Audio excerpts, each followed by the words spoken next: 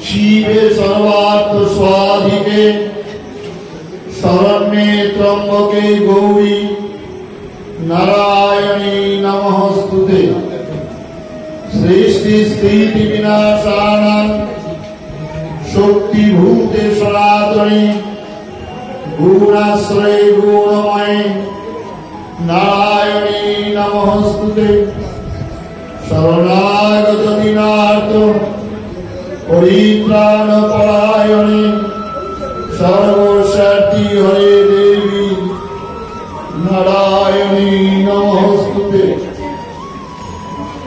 नमः शिवाय शान्ताय कारणत्रय हेतवे निवेदयामि चत्वारं त्वं गतिं परमेश्वर।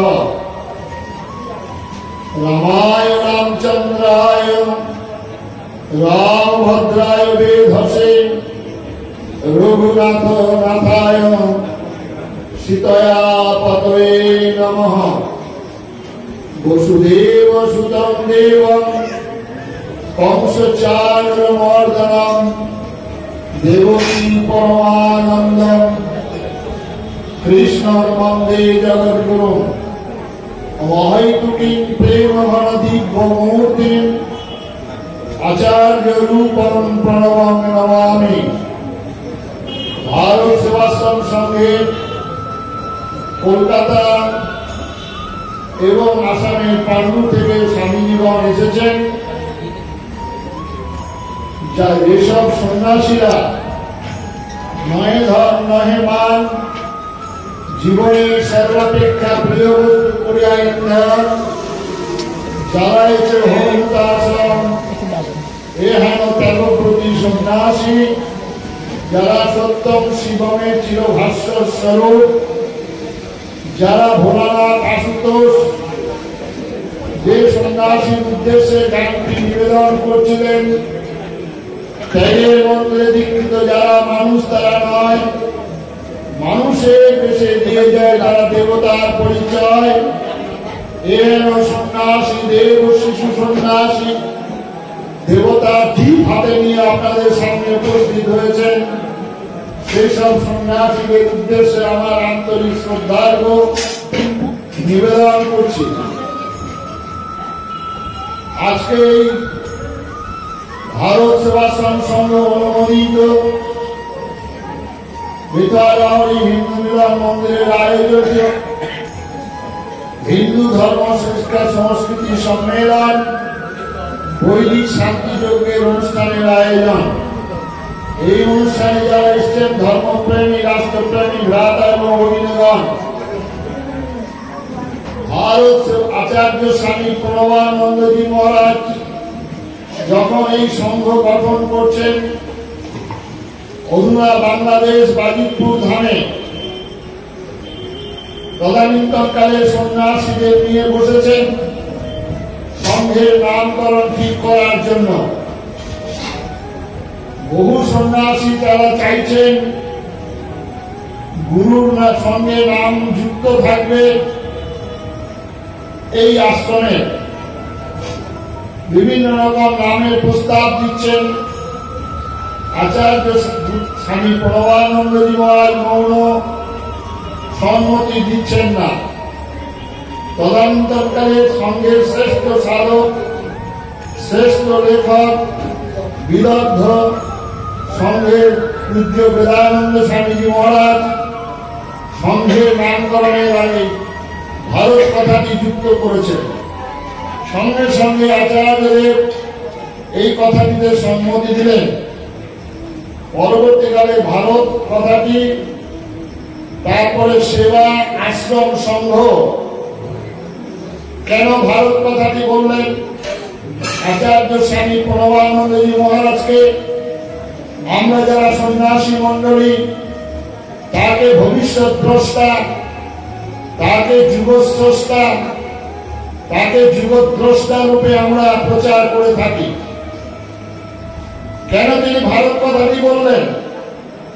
আজকের প্রজন্মের কাছে ভারতের সংস্কৃতি, শিক্ষা, ভারতের ধর্ম সম্পর্কে কোন অহমিকার, অস্মিতার কোন গর্ব নেই। কারণ আমাদের ভারতবর্ষের যে ইতিহাস, ভারতবর্ষের যে সংস্কৃতি, যে ধর্ম প্রচার করা হয়নি সেইভাবে।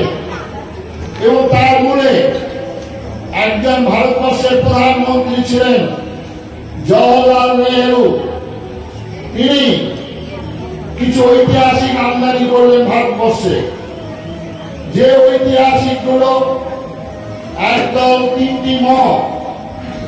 এক মত ঐতিহাসিক মার্ক্সবাদী, আরেক মত ঐতিহাসিক মোহাম্মদবাদী, আরেক মত ঐতিহাসিক মেকলেবাদী। এরা সবাই মিলে ভারতবর্ষের সভ্যতা সম্পর্কে, ভারতবর্ষের সংস্কৃতি সম্পর্কে অপপ্রচার শুরু করলেন। ভারতবর্ষে অসভ্য, বর্বর, অনার্য মানুষে বাস করতেন।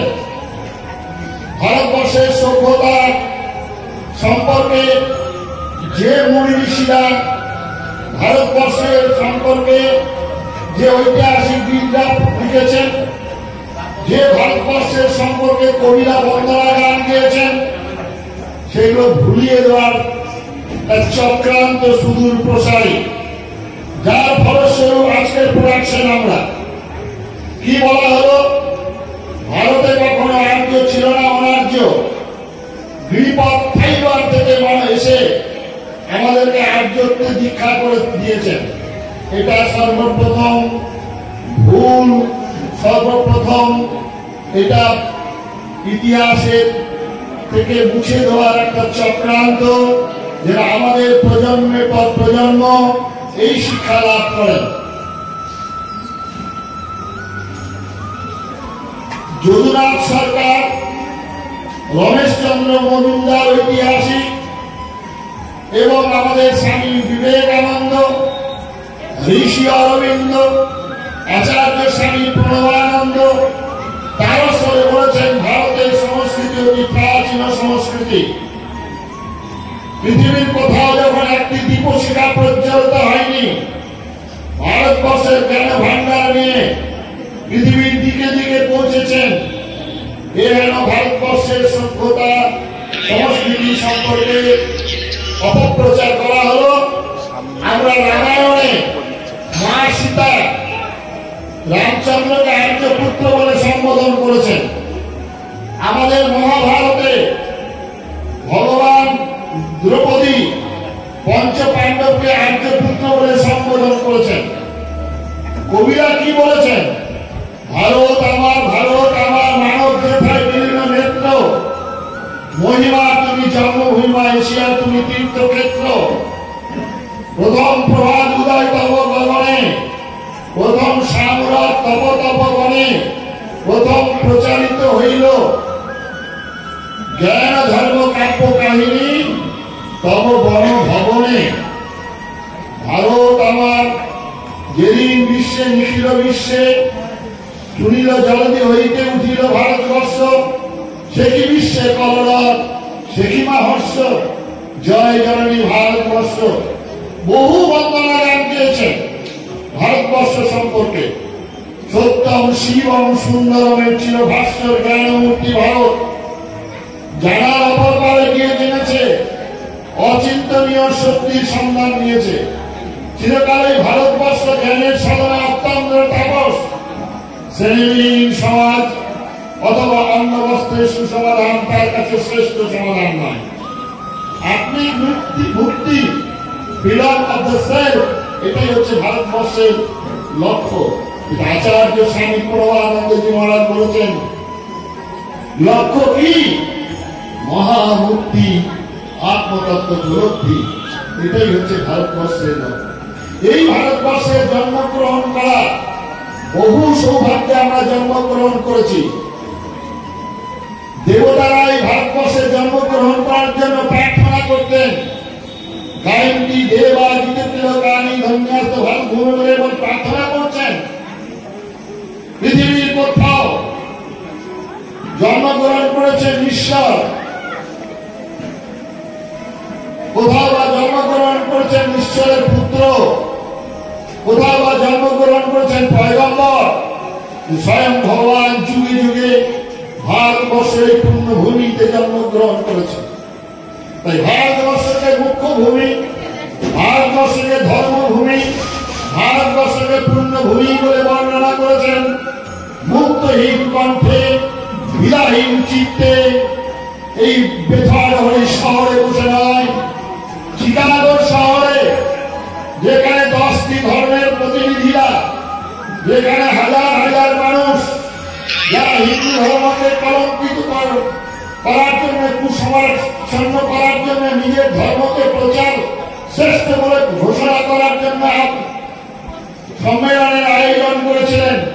সেখানে দাঁড়িয়ে ভারতবর্ষের বাংলার বুকের একজন যুবক, যা গৈরিক বস্ত্র পরিহিত সন্ন্যাসী, তিনি দীপ্ত কণ্ঠে ঘোষণা করছেন যে যদি পৃথিবীতে এমন কোন ভূমি থাকে, যদি এমন কোন দেশ থাকে, তাহলে আমার নিঃসন্দেহে ভারতবর্ষ, বলছেন স্বামী বিবেকানন্দ।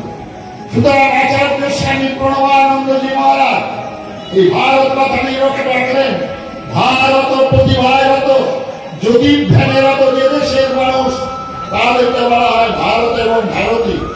সুতরাং এই ভারতবর্ষের শিক্ষা এত দেশ ও প্রতিপর্ষ সকাশাদগ্র জন্মন সংসং চরিত্রম শিক্ষের পৃথিবীয়া সর্বমানবা। আজকালকার দিনের শিক্ষিত যুবক ভাইয়া যারা বিদেশে যাচ্ছেন, তখনকার দিনের যে নালন্দা বিশ্ববিদ্যালয়, সে বিশ্ববিদ্যালয়ে আসতেন কত বিদেশিরা এসেছেন। সেখানে নগ্ন পদে গলায় বস্ত্র নিয়ে ভূমিকে প্রণাম করে, চুম্বন করে নালন্দা বিশ্ববিদ্যালয়ে শিক্ষারত ছিলেন। এই নালন্দা বিশ্ববিদ্যালয়ে কল্পনা করতে পারবেন 10,000 ছাত্র থাকার ব্যবস্থা, সেই সঙ্গে তাদের আচার্যদের থাকার ব্যবস্থা। যে নালন্দা বিশ্ববিদ্যালয় আবার নতুন করে ভারতবর্ষের প্রধানমন্ত্রী সেটাকে ভারতবর্ষের মানুষের কাছে তুলে ধরছেন। ঐতিহ্য মণ্ডিত, ঐতিহ্যশালী নালন্দা বিশ্ববিদ্যালয়, সেই বিশ্ববিদ্যালয়ের আপনারা বিহারে যাবেন, দেখবেন তার ভগ্নস্তূপের মধ্যে কিভাবে পড়ে রয়েছে।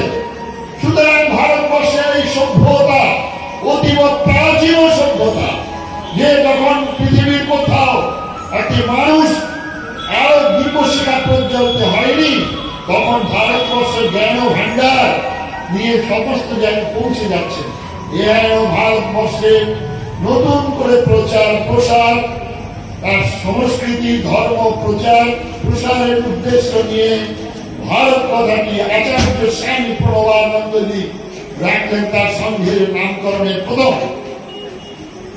তারপরে সেবা, সেবা সম্পর্কে আপনাদের ধারণা যে আর সেবা কিরকম বলা হয়। আমরা রামকৃষ্ণ মিশনের স্বামী বিবেকানন্দ বলেছিলেন, বহু রূপে সম্মুখে তোমার শাড়ি কোথা খুঁজছে ঈশ্বর, ধীরে প্রেম করে এইজন সেইজন সেবিছে ঈশ্বর। শুধুমাত্র অন্ন বস্ত্রের শুধু সমাধান নয়, শুধুমাত্র ক্ষুদ্রার্ত মানুষকে ক্ষুধা দেওয়া নয়। এই ভারত সেবাশ্রম সেবা, এই সেবা হচ্ছে ত্রয়ী সেবা। এই সেবা হচ্ছে আধ্যাত্মিক, আদি দৈবিক, আদি ভৌতিকের সেবা। নিঃসন্দেহে যখন মানুষ বিপন্ন হচ্ছেন, জাতি ধর্ম বর্ণ নির্বিশেষে মানুষের সেবা কাজ করছেন, দলমত নির্বিশেষে মানুষের সেবা কাজ করছেন। কে তখন কোন ধর্মের মানুষ, মানুষ আমার সন্ন্যাসীরা জিজ্ঞাসা করেন না। সবার উপরে মানুষ সত্য, তার উপরে ভিক্ষাবদ্ধ অর্থ নিয়ে মানুষের সেবা কাজ করেন। এই সেবা শুধুমাত্র মানুষের অভাবে সেবা নয়, এই সেবা হচ্ছে আত্মিক সেবা। যে সেবা আজকে সরকারি প্রশাসনের ব্যক্তিরা বলেন যখন বন্যা কিছুতেই সেখানে মানুষ যেতে পারছে না, সেখানে আপনারা সাধু মানুষ সন্ন্যাসীরা কি করে পৌঁছে যান? এটা সম্ভব হয়েছে আত্মিক প্রেরণায়, আত্মার টানে। সুতরাং আমাদের ভারতবর্ষের এই সন্ন্যাসী বিবেকানন্দ যখন অস্ট্রেলিয়ায় পড়ে রয়েছেন, সেখানে যখন তাকে শোয়ার ব্যবস্থা করেছেন, খাওয়ার ব্যবস্থা করেছেন, খাট পালনের ব্যবস্থা, ভালো ভালো খাবারের ব্যবস্থা, সেদিন স্বামীজি মেঝেতে শুয়েছিলেন, মেঝেতে শুয়ে খাবার খাননি, বলছেন আমার ভারতবর্ষের লক্ষ কোটি মানুষ আজকে ভূমিতে শয়ন করছে, আজকে অনাহারে রয়েছে, সেই দেশের মানুষ আমি কি করে এরকম ভোগ্য বিষয়বস্তুর সঙ্গে যুক্ত হতে পারি? সুতরাং সন্ন্যাসী তারা চিন্তা করছেন সেখানকার মানুষগুলি বন্যায় হাবুডুবু খাচ্ছেন, অনাহারে রয়েছে, আমি সন্ন্যাসী, আমি কি করে এরকম শীতাতপ নিয়ন্ত্রণের পক্ষে এবং মাথার উপরে ফ্যান ঘোরার পক্ষে আমি থাকতে পারি? এই চিন্তা নিয়ে সন্ন্যাসীরা ছুটে যান। এটা সম্ভব ভারতবর্ষের সনাতন হিন্দু ধর্মের মানুষের কাছে। এই সেবা শুধুমাত্র এটাকে অন্যভাবে ব্যাখ্যা করলে চলবে না। এই সেবা হচ্ছে আত্মিক টান, আমার কর্তব্য, আমার হৃদয়ের ব্যথা বেদনা এর সঙ্গে যুক্ত হয়েছে, সেই মানুষটি এটা সেবা করতে পারবে, নচেত তার দ্বারা সেবা করা যাবে না, অসম্ভব। ডিউটি এবং কর্তব্য এটার সঙ্গে এটা সম্পর্ক নয়। সেজন্য সেবা কথাটি আচার্যদের যুক্ত করলেন, সঙ্গে সকল প্রকার সেবায় নিপুণ হওয়ার জন্য আহ্বান করলেন সন্ন্যাসী মন্ডলীকে, এবং বললেন কর্তৃত্ব করতে যাইও না, যে সকলেই সেবা করতে পারবে সিদ্ধার্থ সর্দার বলে আচার্যদের তার সংঘের সেবা কাজের ব্যাখ্যা করছে। সুতরাং চেয়ারটা আপনার জন্য অপেক্ষা করছে, চেয়ার নিয়ে মারামারি করতে হবে না। আজকালকার রাজনৈতিক দলের লোকগুলি চেয়ার নিয়ে দেখুন মারামারি শুরু হয়ে গেছে, বহু মঠ মন্দিরে শুরু হয়েছে এই চেয়ার নিয়ে। কিন্তু আপনার ব্যবহার, আপনার শিক্ষা, আপনার দীক্ষা, আপনার পরিশ্রম, আপনার কর্তব্যে অটোমেটিক চেয়ারটি আপনার জন্য অপেক্ষা করবে। এই শিক্ষাটি সেবার মাধ্যমে আপনার গ্রহণ করবেন। বাড়ির মায়েরা, বাড়িতে অতিথিরা, বাড়িতে সন্তানাদি, ছেলে মেয়ে, স্বামী সবার যখন খাবার দিয়ে যা থাকেন, মা সেটা খেয়ে তৃপ্তি লাভ করেন। এই মাতৃপ্রেরণা, মাতৃভাব, এটা সেবার মধ্য দিয়ে আপনার জাগ্রত হবে। এরপরে আসুন আশ্রম। বহুদিন যাবৎ ভারতবর্ষ আশ্রম সম্পর্কে ধ্যান ধারণা পাল্টে গেছে। আশ্রম কাকে বলে আমরা জানি না, কিন্তু আমাদের একটা ধারণা, হয়তো সাংঘা নিনাদিত, বেদ মন্ত্র মুখরিত, ধূপ ধুনা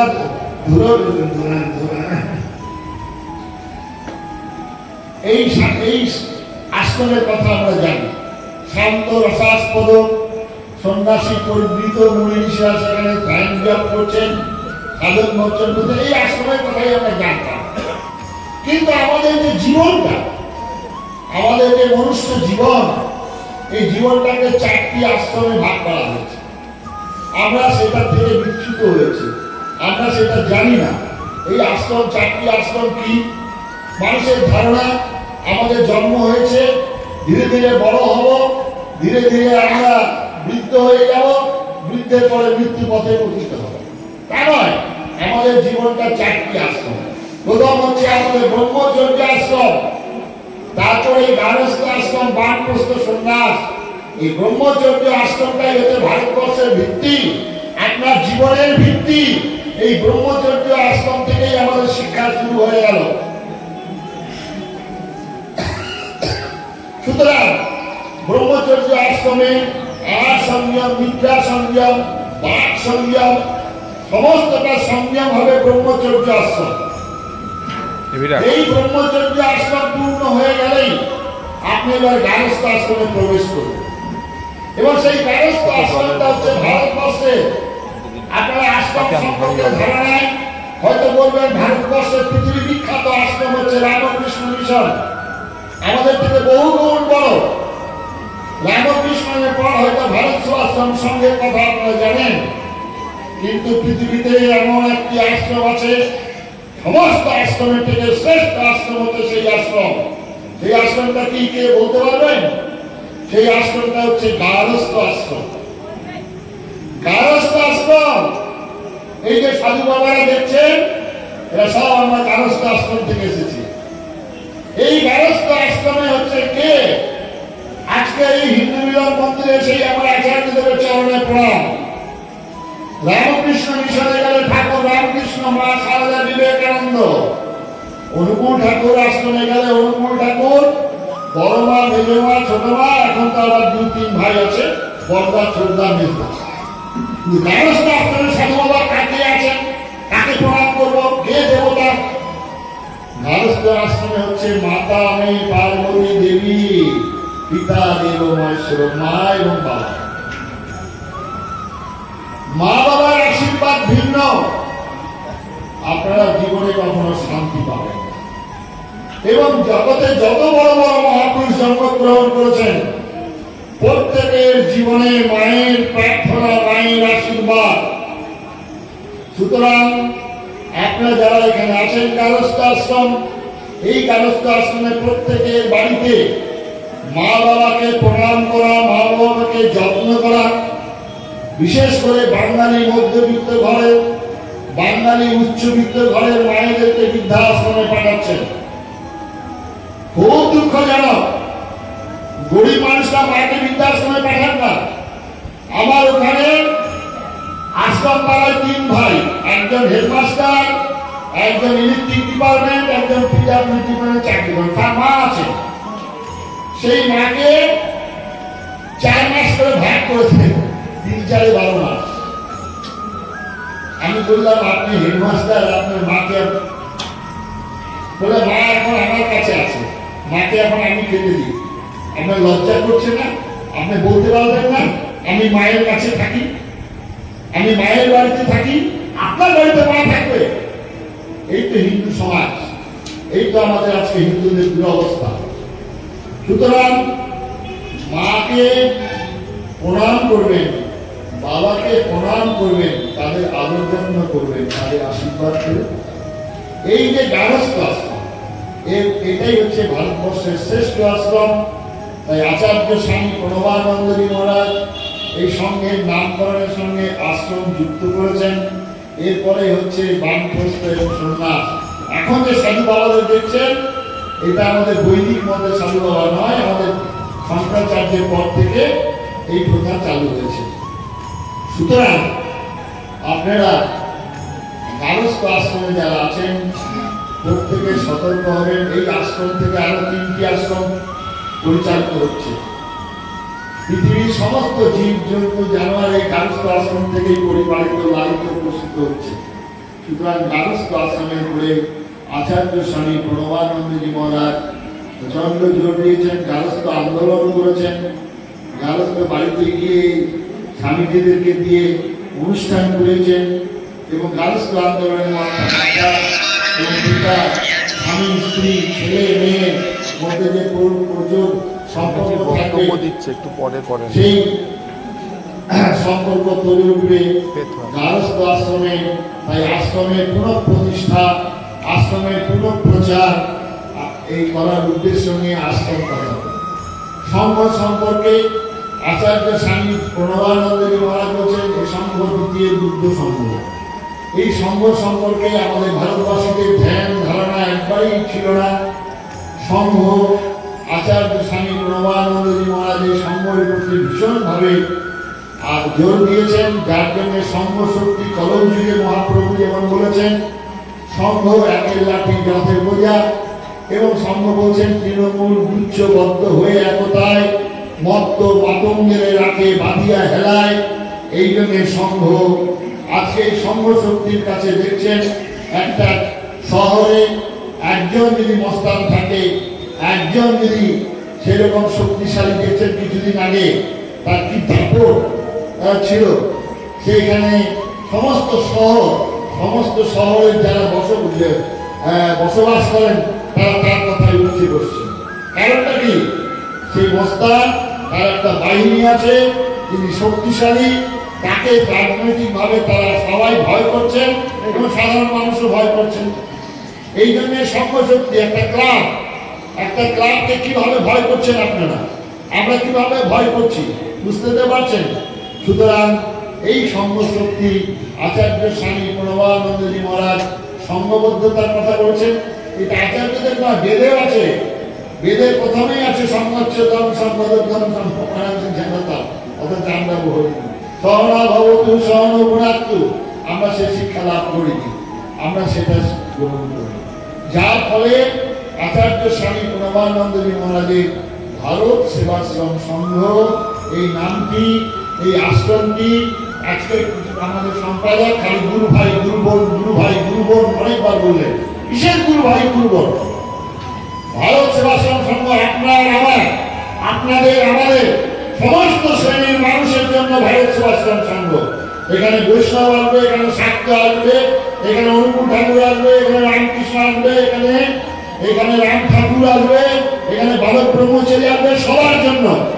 সর্বপ্রথম আমি ভারতবাসী, আমি ভারতীয়, ভারত ধর্ম, আমি হিন্দু সনাতন ধর্মের মানুষ। সুতরাং গুরু ভাই বোনের সঙ্গে এটা কোনো সম্পর্ক নাই। আচার্য স্বামী প্রণবানন্দজি মহারাজ বলেছেন, কানে মন্ত্র দিয়ে একদল শিষ্য সম্প্রদায় গঠন করতে আসেনি। ওম ভম অনিচ্ছা বিশ্বকের মন্ত্র আমি মানি না। হিন্দু সমাজ আমাকে ডাকছে বিপন্ন, দীক্ষা দেওয়ার জন্য আমার অবতরণ নয়, আমি আসিনি। ছুটছেন আচার্য স্বামী প্রণবানন্দজি দিবারাত্র। তিনি বলছেন, মানুষ জপ করে কাঠের মালায়, রুদ্রাক্ষের মালায়, তুলসী মালায়, আমি আজীবন জপ করছি জাতি গঠন, জাতি গঠন, জাতি গঠনের মালায়। আচার্য স্বামী প্রণবানন্দজি মহারাজের আশ্রমে যারা দীক্ষা গ্রহণ করবেন, তারা শুধু নিজের আচার আচরণ থেকে আরম্ভ করে তাদের বাড়ির পরিবর্তন, তাদের পুরো হিন্দুত্বের আবহাওয়া পুরো প্রতিষ্ঠিত হতে হবে। মনের প্রাণে একজন হিন্দু হতে হবে, তবে আচার্য স্বামী প্রণবানন্দজি মহারাজের শিষ্য উপযুক্ত হবে। আপনার যে বলেছেন তিনি, দেশ জাতি সমাজের যারা চিন্তা করবে, আমার আশীর্বাদ তার শিবের শতধারায় উপস্থিত। এই হলো আচার্যদেবের ভারত সেবাশ্রম। এখানে তার প্রণবানন্দ সেবাশ্রম করলেন না, প্রণবানন্দ মঠ করলেন না, প্রণবানন্দ মিশন করলেন না। এর পরবর্তীকালে হিন্দু মিলন মন্দির, যিনি মুখ্য সংগঠক বৌদ্ধ স্বামী গুরুপদানন্দজি মহারাজ এখানে আছেন, এই হিন্দু মিলন মন্দির, এখানে তো তিনি প্রণব মিলন মন্দির করতে পারতেন। কেন বলেন হিন্দু মিলন মন্দির? আমাদের তিনি দেখছেন দূরদৃষ্টি সম্পন্ন এই আচার্য স্বামী প্রণবানন্দজি দেখছেন দিব্য চক্ষে যে বিশাল হিন্দু সমাজ, হাড়ি মুচি নাথর ডোম ব্রাহ্মণ ক্ষত্রিয় বৈশ্য শূদ্র নিয়ে বিভাজিত, ৭৬টা ভাগে বিভাজিত হিন্দু সমাজ।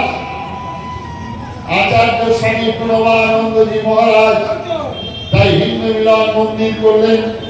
ইট কাঠ পাথরের মন্দির আছে, সেখানে চাকচিকা বসবাস করছে। এই মিলন মন্দির হবে শতদা বিচ্ছিন্ন হিন্দু সমাজের মানুষকে নিয়ে এই হিন্দু মিলন মন্দির।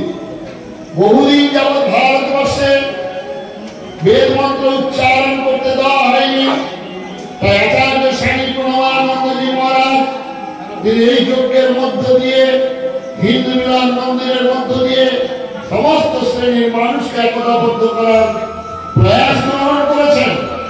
আজকে এই দুর্ভাগা দেশ যাদের তুমি করেছে অপমান, অপমানে হতে হবে তাদের সবার সমান। মানুষের পরশের প্রতিদিন ঠেকাইয়া দূরে ঘৃণা করিয়াছ মানুষের প্রাণে ঠাকুরে। আমরা ঘৃণা করেছিলাম।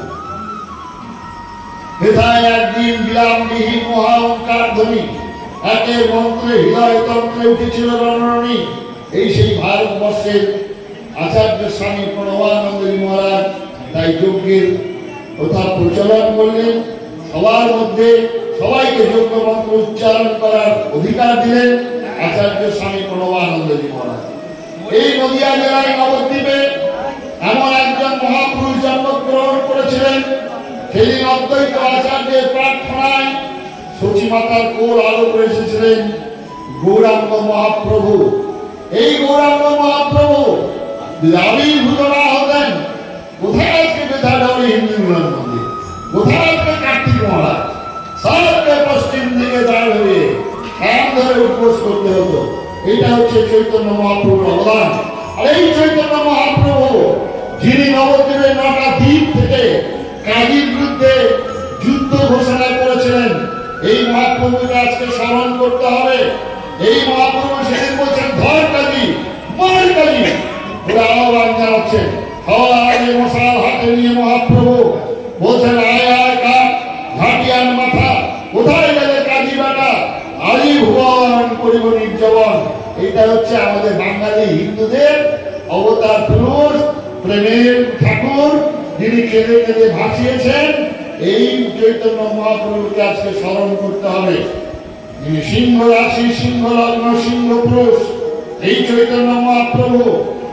তার উচ্চতা 7.5 ফুটের উপরে, পায়ের মাপ আপনাদের জুতো লাগে 8 ইঞ্চি, 9 ইঞ্চি, খুব জোর 10 ইঞ্চি। আর আচ্ছা, চৈতন্য মহাপ্রভুর পায়ের মাপ ছিল 16 ইঞ্চি। বিপ্লবী, প্রথম বিপ্লব বাংলার বুকে যদি কেউ থাকে বিপ্লবী, সে আমার চৈতন্য মহাপ্রভু। সবার সামনে গেছেন, যদি মৃত্যু হয় আমার হবে আগে, যদি গুলি চলে আমার বুকে চলবে। এই হচ্ছে নেতৃত্ব। পশ্চিমবঙ্গের যারা লাল পতাকা নিয়ে মাছ ভাত ঝিঙ্গা ভাত করে বিপ্লবী ছড়িয়েছেন, তারা জানে না ভারতবর্ষের বাংলার বুকে যে বিপ্লবী সেটা চৈতন্য মহাপ্রভু। এই চৈতন্য মহাপ্রভুকে আজকে স্মরণ করতে হবে। সুতরাং আচার্য স্বামী প্রণবানন্দ সেদিন চৈতন্য মহাপ্রভু তারা বলতেই পারতেন সবাই মিলে গাও, হরিনাম করো, তাহলে হয়ে যাবে উদ্ধার কাজী। এটা হয় না। বাস্তব মশাল হাতে সামনে নিয়েছে, সবার আগে লাঠি মেরে কাজী দরজা ঢেকে দিচ্ছে। বাস্তব ব্যক্তিগত সাধনায় আপনি কি করছেন, কিন্তু সমাজ সাধনায়, রাষ্ট্র সাধনায় মহাপ্রভু সেদিন কাজীর বিরুদ্ধে যুদ্ধ ঘোষণা করেছেন। এই মহাপ্রভুকে আজকে স্মরণ করবেন। আচার্য স্বামী প্রণবানন্দজি মহারাজ সেই সংঘ শক্তির কথা বলতে গিয়ে চৈতন্যদেবের কথা বলেছেন। সুতরাং আজকে আমাদের শক্তি, এই শক্তিতেই পরিপূর্ণ হতে হবে। আমাদের দেশে বাংলার বুকে যখনই কোথাও কিছু হবে, বলবেন যে আমরা ঠাকুর রামকৃষ্ণের মতে বিশ্বাসী, যত মত তত পথ। ঠাকুর রামকৃষ্ণ এই যত মত তত পথের কথাটা নিয়ে বিভ্রান্তিকর প্রচার আছে। আপনারা যাদবপুর সত্যানন্দ দেবায়তনে বিবেকানন্দের হিন্দু চেতনা বইখানা সংগ্রহ করবেন, তাকে দেখতে পাবেন স্বামী মৃগানন্দ লিখছে যে চৈতন্য ঠাকুর রামকৃষ্ণ দীক্ষা নিয়েছিলেন গোবিন্দ রায়ের কাছে সুফি মতবাদে। আল্লাহ মাত্র দীক্ষা হয় না, আল্লাহ লা ইলাহা ইল্লাল্লাহ মুহাম্মদ রাসূলুল্লাহ এটা উচ্চারণ করা ঠাকুরের সম্ভব ছিল না। নরেনকে লরেন বলেন, সেই ঠাকুর নিলেন। আর ওখানে দক্ষিণেশ্বরের আশেপাশে কোথাও মসজিদ ছিল না। এটা ভুল ধারণা, ভুল কথা। সাধক তার ব্যক্তিগত জীবনে কোন অবস্থায় কি কথা বলেছেন আর সর্বত্র সেটাকে প্রয়োগ করবেন বলবেন, তাহলে কিন্তু ভুল হবে। সুতরাং তার যে সুযোগ্য সন্তান স্বামী বিবেকানন্দ, তিনি কি বললেন সেই কথাটা আজকে স্মরণ করতে হবে। তিনি বললেন স্বামী বিবেকানন্দের বাণী রচনা বই ৫ম খণ্ডখানা সংগ্রহ করবেন। ৬২ সালের আগে যে বইটি, সেই বইটি সেখানে লেখা হয়েছে আটলান্টিক মহাসাগর থেকে প্রশান্ত মহাসাগর পর্যন্ত এক হাতে ধর্মগ্রন্থ আর এক হাতে তরবারি লইয়া যে ধর্ম প্রচারিত হয়েছে, রক্তের বন্যা বইয়া দিয়াছে, ওহাই বর্বর ইসলাম ধর্ম বলে প্রমাণ করছেন। সংগ্রহ করবেন। কবিগুরু রবীন্দ্রনাথের 13 খণ্ড, সেখানে তিনি পড়বেন হিন্দু নামটি কেউ মন্দ অর্থে ব্যবহার করতে পারে, কিন্তু এই হিন্দু বহুল প্রচারিত, আমি হিন্দু বলতেই চাই বলছেন। আরো বহু কথা রবীন্দ্রনাথের ওই খণ্ডটাতে লেখা আছে, পড়ে দেখবেন।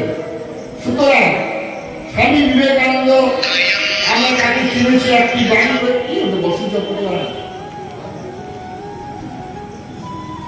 একটা বাড়ি মুখস্থ করেছি আমরা সবাই, বিবেকানন্দের বাড়ি যদি আপনারা বলবেন সবাই বলতে পারবেন কি বাড়ি সেটা। বহু রূপের সম্মুখে তোমার শাড়ি কোথায় প্রতিটি ঈশ্বর, জীবে প্রেম করে এই জন সেই জন সে ঈশ্বর। আর বিবেকানন্দের যখন একটা ছবি মুখে লেখা ছিল সাইকোলনিক হিন্দু মঙ্ক অফ ইন্ডিয়া, কোন ছবি নিচে সেই লেখাটা নেই। ওই পঞ্চম খণ্ড 62 সালের পরে লাইনগুলোকে মুছিয়ে দেওয়া হয়েছে। স্বামী বিবেকানন্দ বলেছিলেন সত্যের জন্য সবকিছু ত্যাগ করা যায়, অন্য কিছুর জন্য সত্যকে ত্যাগ করা যায় না। এটা বিবেকানন্দের কথা। যে বিবেকানন্দ যখন জাহাজে চেপে যাচ্ছেন, পাদ্রী সাহেব হিন্দু ধর্ম সম্পর্কে নিন্দা করছেন, হিন্দু ধর্মের মহত্ব, হিন্দু ধর্মের বৈশিষ্ট্য, হিন্দু ধর্মের বিশ্বজনীন আদর্শ। যে জগন্নাথের আজকে পুজো হচ্ছে, আমরা ভগবানের নাম দিচ্ছি জগন্নাথ, জগতের দেবীনাথ।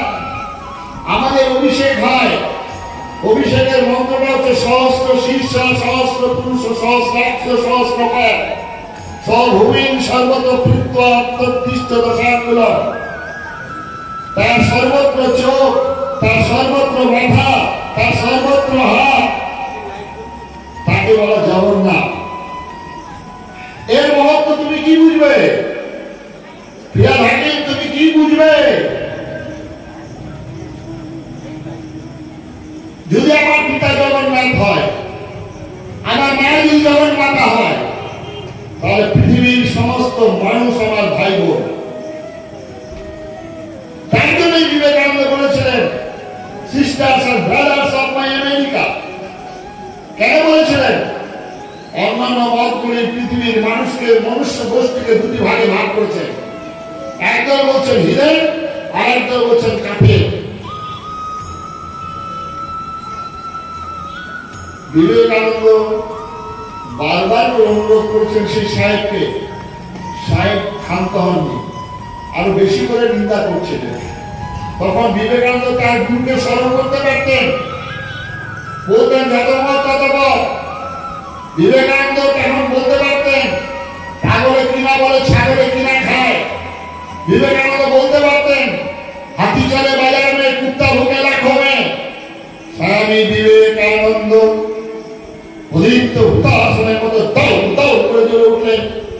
জামার আস্তিনটা ঢুকিয়ে বলেন,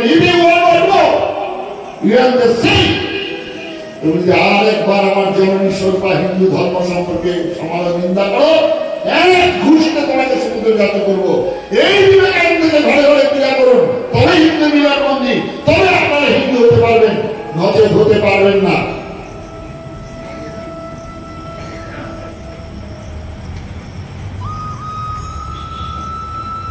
আচার্য স্বামী প্রণবানন্দজি মহারাজ সেই জন্যই হিন্দু মিলন মন্দির আজকে হিন্দুদের যে আজকে অবস্থা, আমি ফিরাদ হাকিমকে সহস্রবার ধন্যবাদ জানাবো।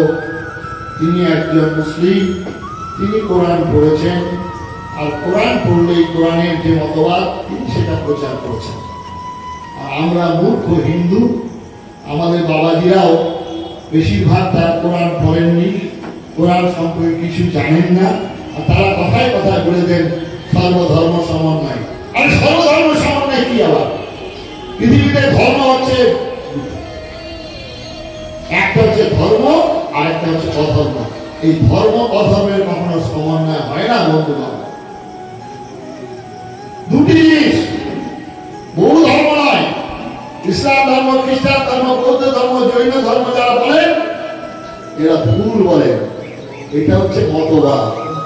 ধর্ম একটি, আর একটা হচ্ছে অধর্ম। এই ধর্ম অধর্মের সমন্বয় হয়।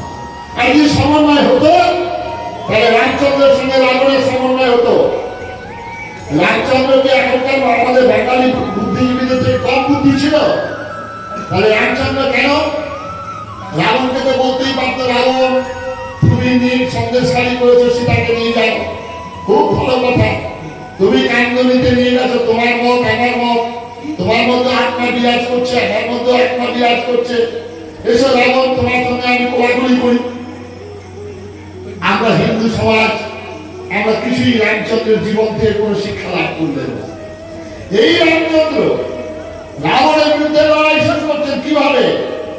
আমার যারা আদিবাসী, যারা বনবাসী, গিরিবাসী ভাইদেরকে সংগঠিত করছে, তারা এটুকু করছে। আর এই হিন্দু ভগবান তাদেরকে নিয়ে রাবণের বিরুদ্ধে যুদ্ধ ঘোষণা করছে। একের পর এক বাণ হেনে রাবণকে সর্বংশে ধ্বংস করছেন। এই রামচন্দ্রের জীবন থেকে আমরা শিক্ষা নেব না? আর রাবণ কত বড় প্রতাপ, কত বড় শক্তিশালী, যার ঘোড়ার ঘাস কাটছে যমরাজা, মা কালী ভাড়া দিচ্ছে রাবণের গেট, আর কুবের তার ধনভাণ্ডার রক্ষা করছেন। এ হেন রাবণের বিরুদ্ধে লড়াই অসম মাত্র মানব দুটি মানুষ ভাই। হিন্দু জাতি আমরা শিক্ষা নিলাম, তাহলে কেন রাবণের সঙ্গে লড়াই? পৃথিবীর বুকে দুটো মত, একটা হচ্ছে দৈবী সম্পদ, একটা হচ্ছে আসরিক সম্পদ। দৈবী সম্পদের সঙ্গে আসরিক সম্পদের কখনো মিল হয়নি, সমান হয়নি। তাহলে রাবণের সঙ্গে রামের যুদ্ধ হতো না, তাহলে ততবার করে কাটিয়ে দিতে পারত। আসুন এবারে হিন্দুরা আমরা কৃষ্ণকে নিয়ে আসি। ভগবান কৃষ্ণ তিনি কি করলেন? কৃষ্ণ স্বয়ং ভগবান। কেন কৌরবদের সঙ্গে যুদ্ধ হচ্ছে? তিনি জন্মগ্রহণ করে কি করলেন? খালি মনি চুরি করলেন। মায়েরা স্নান করছে, আর সে কাপড় করে নিয়ে পদকবির কেটে গেলে ভগবানের কাজ।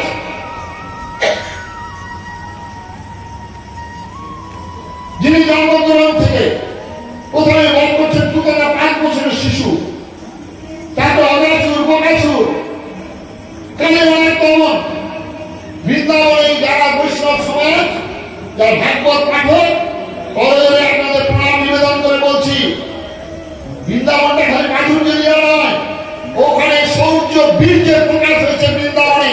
আর বৃন্দাবনে ভগবান কৃষ্ণের প্রকাশ, তিনি যে স্বয়ং ভগবান, সেটা বৃন্দাবনে প্রমাণ হয়েছে।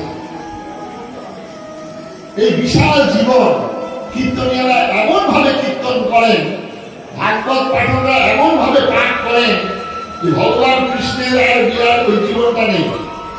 বৃন্দাবন থেকে ভগবান কৃষ্ণ গেলেন মথুরায়, মথুরা থেকে চলে গেলেন তিনি কুরুক্ষেত্র, কুরুক্ষেত্রে চলে গেলেন দ্বারকায়। এই বিশাল জীবনটা আমরা এমন ভাবে কীর্তনীয়রা কীর্তন করেন, যেও না যেও না যমুনার ধারে রাধা, ওখানে বসে আছে কালু হারাম যারা।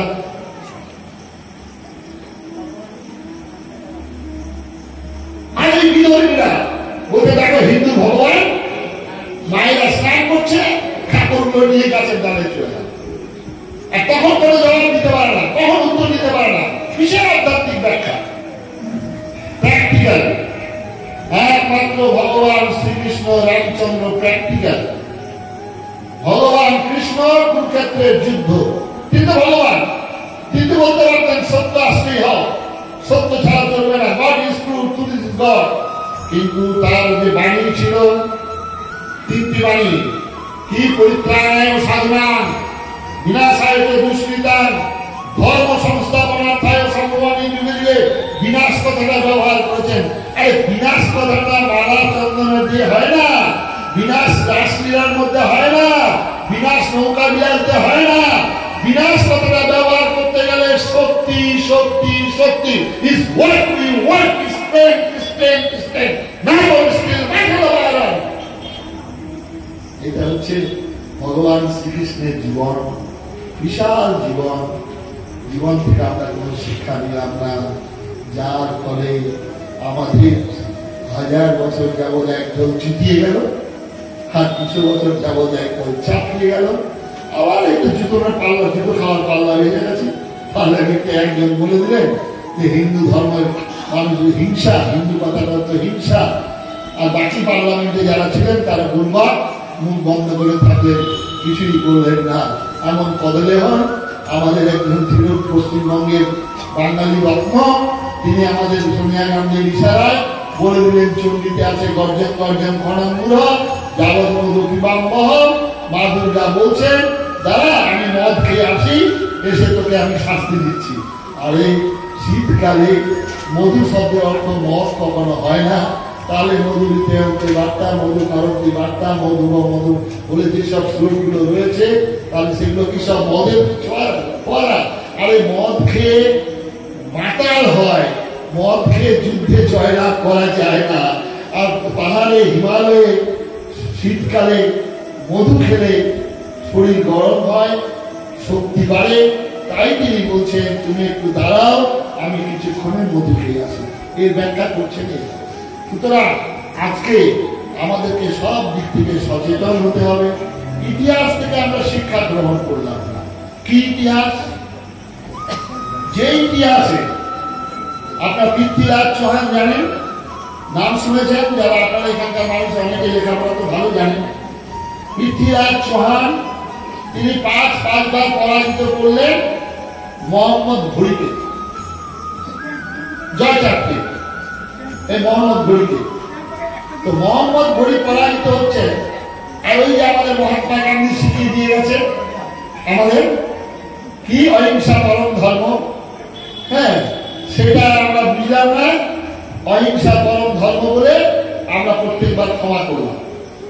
আরে অহিংসা পরম ধর্মে কাজ করে লাইনটা পর, ধর্মে হিংসা তদৈব চ, এটা আমাদের পরম ধর্ম না। আমাদের শান্তির বাণী শোনাবেন মহাত্মা গান্ধী, ই coming Pakistan shall come on my dead body। বোঝো ডেড বডির খেলা এখন পার্লামেন্টে। আবার demand for Pakistan, it is fantastic nonsense. দেখো একবার সারা এবার প্রিয়া থাকিলে বর্ণনা। আর আমরা হিন্দু বাঙালি, আমরা এবার ভালো করে খাবেন। ওই স্বামী রসে রসে কথা বলেন, ওই হাজি কি ওই কি বলে ওটাকে কি শান্তি কি হাজি, ওই যে আজকাল দোকানের সামনে সামনে সব লেখা রয়েছে বিরিয়ানি, হাজি বিরিয়ানি, হাজি বিরিয়ানি তারা খুব বলে। আরেকটা কথা ভালো বলে, চোর চুরি করছে, 10 টাকার নোট 100 টাকার নোট ছিটিয়ে দেয়। সেই 100 টাকার নোটগুলো নেওয়ার জন্য যারা চোরের পিছনে ধাবা করেছিল গাড়ির পিছনে, তারা ওই নিয়ে মজবুর হয়ে গেল আর কোটি কোটি টাকা নিয়ে ব্যাংকে চাকরি করে গাড়ি নিয়ে ছুটে পালিয়ে গেল। এই হচ্ছে অবস্থা। তো সুতরাং আজকে আমাদের ইতিহাস থেকে শিক্ষা, যে নিজের জামাইটা যে বিধবা হয় এই জ্ঞানটুকু ছিল না পৃথ্বীরাজ চৌহান। পৃথ্বীরাজের চৌহানের মেয়ে তার অনুমতি ছাড়া তিনি বিয়ে করে, পৃথ্বীরাজ চৌহান বলছি হ্যাঁ বিয়ে করেছিলেন। তাই পৃথ্বীরাজ চৌহান এই মোহাম্মদ ঘুরি, পৃথ্বীরাজ চৌহানকে বিয়ে করেছে মোহাম্মদ ঘুরির মেয়ে। এই মোহাম্মদ ঘুরি বলছি জয়চাঁদের মেয়ে, জয়চাঁদের মেয়ে বিয়ে করেছিল পৃথ্বীরাজ চৌহান। এবারে পৃথ্বীরাজ চৌহান যখন মোহাম্মদ ঘুরি প্রস্তাব দেয়, তখন সঙ্গে সঙ্গে ওই জয়চাঁদ যখন প্রস্তাব দেয়, সঙ্গে সঙ্গে মোহাম্মদ ঘুরি প্রস্তাব দিতে জয়চাঁদ অ্যাকসেপ্ট করে। এবার জয়চাঁদের শক্তি আর মোহাম্মদ ঘুরির শক্তি দুটো এক হয়ে গেল, এক হয়ে লড়াই হলো। লড়াই হয়ে মোহাম্মদ আমাদের পৃথ্বীরাজ চৌহান পরাজিত হলো। যে 5 বার পরাজিত হয়েছিল, 5 বারই ক্ষমা করেছিল, আর সে পরাজিত যখন হয়ে গেল তাকে বন্দী করে নিয়ে আসা হলো সভায়। সেই সভাতে তার চোখ দুটো উপরে নেওয়া হয়েছিল পৃথ্বীরাজ চৌহানের। এবং পৃথ্বীরাজ চৌহান শব্দবেদী বাণী জানত। যারা ঐতিহাসিক, যারা ইতিহাসবিদ, তারা এটা পড়ে দেখবেন। তখন পৃথ্বীরাজ চৌহানকে ধনুর্বাণ দেওয়া হলো হাতে, খিলখিল করে হেসেছিল, ঘন্টা বাজিয়েছিল মোহাম্মদ ঘুরি। বলো পৃথ্বীরাজ, তুমি তো শব্দবেদী বাণী জানো, কোথার থেকে কাশল আর কোথার থেকে হাসি ফুটছে? পৃথ্বীরাজ চৌহান ধনুর্বাণটা পিছন দিকে করে মারলেন, গিয়ে মোহাম্মদ ঘুরি বিদ্ধ হয়ে মারা গেল। দুর্ভাগা ভারতবর্ষ, আমরা ইতিহাস থেকে শিক্ষা গ্রহণ করি। পূজ্য হিরণ্ময়ানন্দ স্বামীজি তার শেষ বক্তব্যের শেষ জায়গায়, সব জায়গায় একটা গল্প করতেন। সেই গল্পটা হচ্ছে পাঠার গল্প। এটা দিয়েই আমার বক্তব্যের সমাপ্তি টানব। পাঠা মানুষ মানত করে। আমাদের পূর্ববঙ্গে তো পাঠার সরাসরি কালী, হ্যাঁ, আজকে হঠাৎ কালী, ফাটা কালী, কেষ্ট কালী, বুড়ো কালী, শ্যামা কালী, কলহারি কালী, কালী শেষ নেই। আর বিবেকানন্দ বলতেন, যেখানে বাঙালি সেখানে মা কালী, আর যেখানে মা কালী সেখানে পাঠা বলি, আর যেখানেই পাঠা বলি সেখানে দলা বলি। এখন কি হিন্দুদের মধ্যে দলাদলি শুরু হয়েছে? দলাদলি এখন শুরু হয়নি, পাঠা বলি হোক, তবে শুরু হবে, আর কিছুদিন পরেই হবে বলি। সেই পাঠাটাকে সকালবেলা স্নান করেছে। পাঠাটা খুব মনে আনন্দ যে আমাকে তো কোনদিন স্নান করে না, আর সেদিন খুব ভালো ভালো খাবার দিয়েছে। আর সেই পাঠাটাকে নতুন দড়ি, পুরোনো দড়িটাকে পাল্টিতে নতুন দড়ি করিয়েছে। আজকে এরকম আমাদের অনেকের আনন্দ হচ্ছে, এত সুন্দর বেতাডি ইংল্যান্ড মন্দির লাইট, আর এক সাধু বাবা কি যে মকর মকর করে গেল, হ্যাঁ, আর কি যে বলে গেলেন আমরা কিছুই বুঝলাম না। তো সেই রকম পাঠাটার অবস্থা হয়েছে, খুব আনন্দ হয়েছিল। সেই পাঠাটাকে এবার নিয়ে যাচ্ছে কালী মন্দিরে। হাড় কাট কথা থাকে, তো সেই হাড় কাটের ওখানে নিয়ে যাচ্ছে। তো নিয়ে গিয়ে আগের যে পাঠাগুলো বলি হয়ে গেছে তার ঘাস, দুব্ব, বেলপাতা গুলো পড়ে রয়েছে। এই পাঠাগুলি গিয়ে মনের আনন্দে সেই ঘাস দুব্বা এগুলো খাচ্ছে। আর একের পর এক পুরোহিত মন্ত্র উচ্চারণ করছেন, জয়ন্তী মঙ্গলা কালী ভদ্র কালী কপালিনী দুর্গা শিবা ক্ষমা ধাত্রী স্বাহা স্বাহা নমস্তুতে বলে বাড়ছে কোপ। পাঠা আর বাকি পাঠাগুলোর অবস্থা দেখুন। বাকি পাঠাগুলো মনের আনন্দে ঘাস দুব্বা খাচ্ছে, আর বাকি পাঠাগুলো বাধা আছে একটা, প্রত্যেকে পাঠার পিছু পিছে পাশায় দুটো পাচ্ছে। এই পাঠাটা ওই পাশায় দুটো পাচ্ছে, ওই পাঠাটা ওই পাশায় দুটো পাচ্ছে। পাঠাটা চেয়ে দেখ, তোকে যে বলে দিচ্ছে তার পাশায় দুটো পায়। পাঠাটার এই বোধ শক্তি নেই।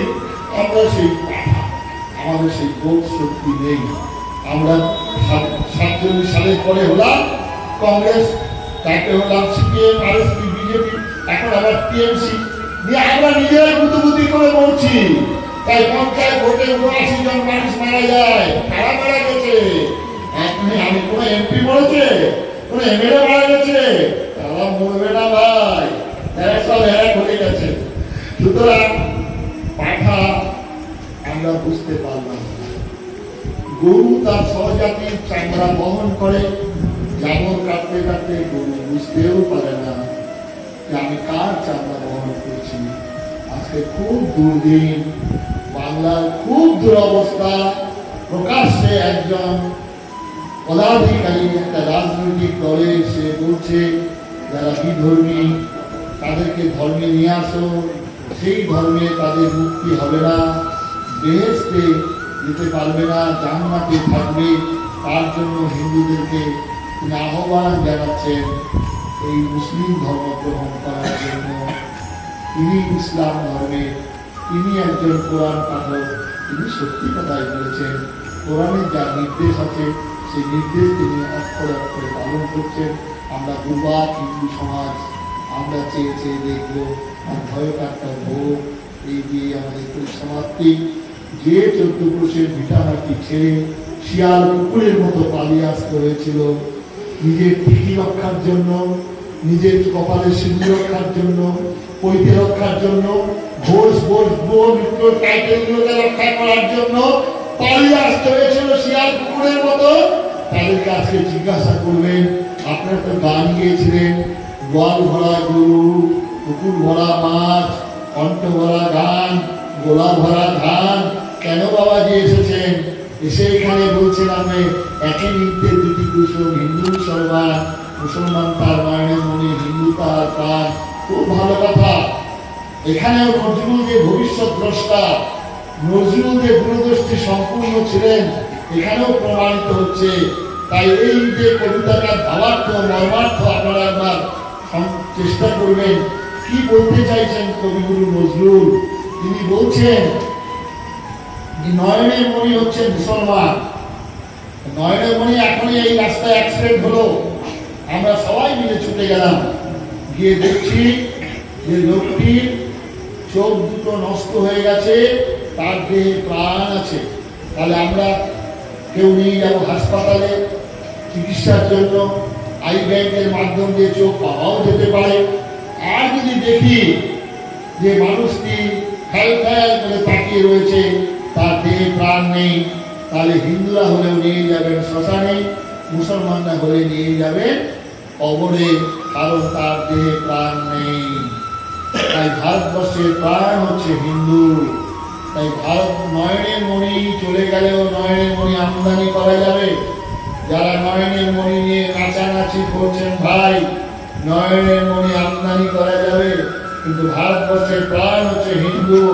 হিন্দু যদি না থাকে তাহলে আপনার মঠ, মিশন, সাধু, সন্ন্যাসী, ভাগবত পাঠ, কীর্তন কোনো কিছুই থাকবে না। তাই হিন্দু হচ্ছে হিন্দু মিলন মন্দির। তাই আচার্য স্বামী প্রণবানন্দজি মহারাজ হিন্দু রক্ষী দল। তাই আচার্য স্বামী প্রণবানন্দজি মহারাজ আমি হিন্দু আমি হিন্দু আমি হিন্দু নামে ডাক দিয়েছেন, জপ করাতে চেয়েছেন। তাই হিন্দু সংগঠন, তাই আচার্য স্বামী প্রণবানন্দজি মহারাজের পথ আমাদের বাঁচার পথ। তিনি যে আন্দোলন করেছেন হিন্দু মিলন মন্দির আন্দোলন, এটা ভারতবর্ষের শেষ আন্দোলন, বাঁচার আন্দোলন।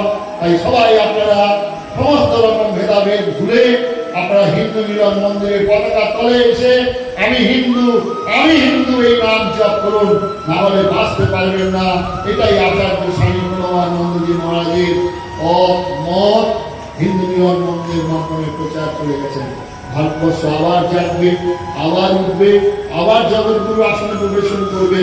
ধ্বংসের শক্তি লইয়া নয়, চৈতন্যের শক্তি লইয়া জাগিবে। ভারতবর্ষ আবার বৈরিক দেশ হয়ে জাগিবে। এই ভারতবর্ষের বৈরিক, ভারতবর্ষের শ্রেষ্ঠ প্রথম রাজ্য, সর্বপ্রথম রাজ্য, বড় রাজ্য, তাদের বৈরিক সেখানে পতাকা তোলন হয়েছে। আসুন আমরা সবাই আমাদের হিন্দুত্বের পরিচয় দেব, হিন্দুর আচরণ পালন করব, তন মন ধন দিয়ে আমরা হিন্দুত্বের সংগঠনের সঙ্গে যুক্ত হব। সমস্ত রকম চিন্তা ভুলে তাই আসুন, হও ধর্মেতে ধীর, হও কর্মেতে বীর, হও উন্নতশীল, নাই ভয় ভুলি ভেদাভেদ জ্ঞান, হও সবে আনোয়ার, সাথে আছে ভগবান। হবে জয়। নমস্কার, সবাই ভালো থাকুন। সমাপ্ত করলাম। আমাকে আবার চলে যেতে হবে, অনেক দূরে আবার চলে যাবো, বুঝতেই পারছেন আপনারা।